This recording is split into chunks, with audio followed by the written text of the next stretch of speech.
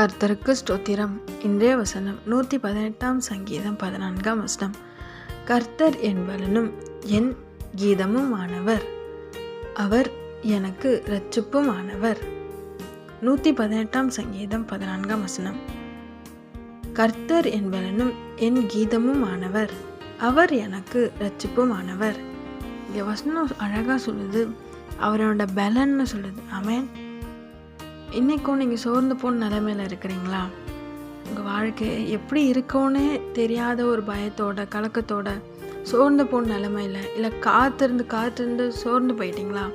இல்லை உங்கள் சரீரபூர்வமாக இதான் பலவீனத்தினால சோர்ந்து போயிருக்கிறீங்களா?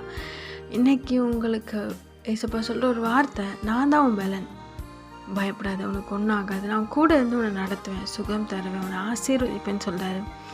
இங்கே வசனம் சொல்லுது, அவர் என் கீதம், அவர் என் ரட்சிப்பு அப்படின்னு வசனம் சொல்லுது.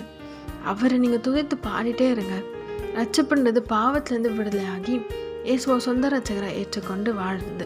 அந்த ரட்சிப்பு இன்னைக்கு உங்களுக்கு வேணுமா? உங்கள் பாவத்தெல்லாம் விட்டுருங்க, இயேசுவை சொந்த ரட்சகரை உங்கள் இருதயத்தில் ஏற்றுக்கொள்ளுங்க, அவரோட ரத்தத்தினால கழுவப்படுங்க. அந்த ரட்சிப்பு உங்களுக்கு கிடைச்சிரும். அவர் உங்களுக்கு பலன் தந்து உங்களை ஆசீர்வதிப்பார். சோர்ந்து போகாதீங்க, அவர் உங்கள் கூடவே இருந்து உங்களை ஆசீர்வாதத்தை நடத்துவார். ஆமென்.